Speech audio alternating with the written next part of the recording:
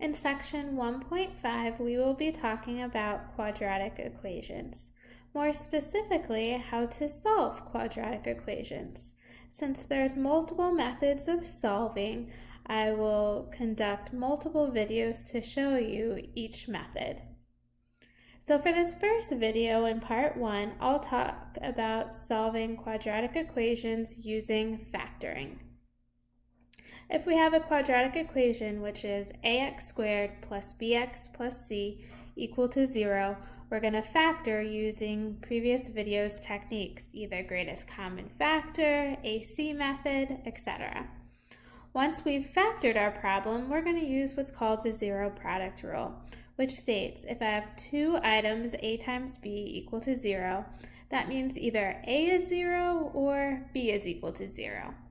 So let's put that into place with a nice easy example to begin with. Let's look at 3x squared minus 9x equals 0. We're going to solve using greatest common factor for this problem. I see I can pull out a 3x. Writing my parentheses and my leftovers, I'm going to have x minus 3.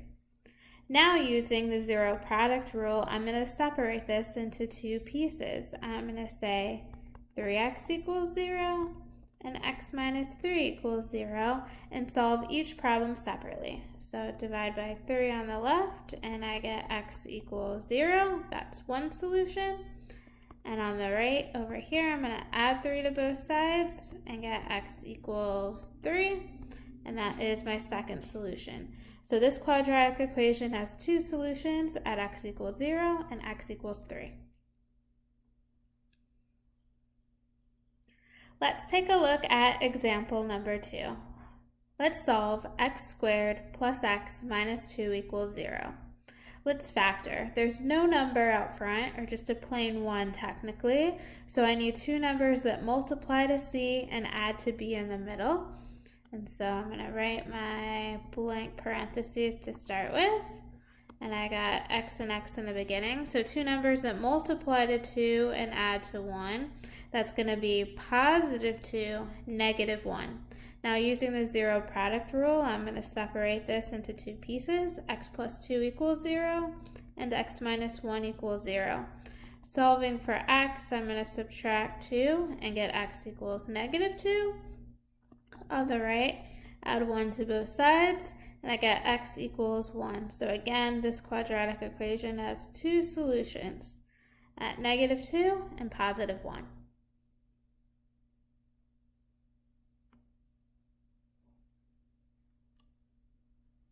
Let's take a look at one last example. I have 2x squared plus 7x equals 4.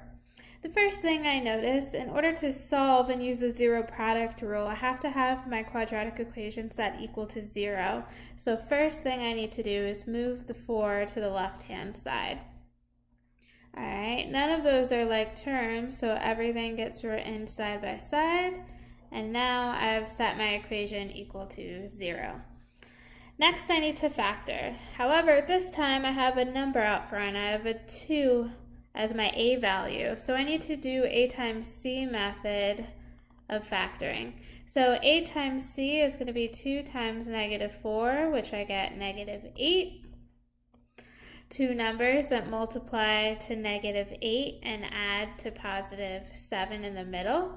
So that's going to be 1 and 8. And now paying attention to my signs, I'm going to need negative 1 and positive 8. Alright, so now I need to do a rewrite. I'm going to rewrite my first and my last term. And then right here in the middle is going to be my replacement with the negative 1 and the positive 8 and put an x next to it. So it's negative 1x plus 8x.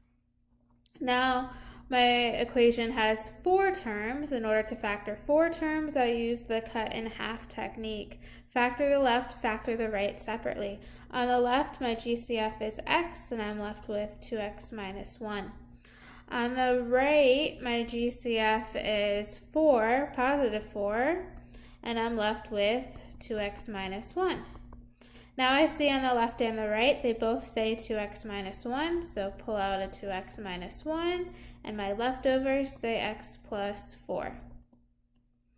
Alright, now I'm ready for zero product rule, which means separate the two items, set 2x minus 1 equal to 0, and set x plus 4 equal to 0, and solve for x. On the left, I need to add 1 to both sides, and divide by 2. So one solution is x equals a half. Fractions are okay. Subtract 4 on the right, both sides, and I get x equals -4. Solution number 2, and you're done.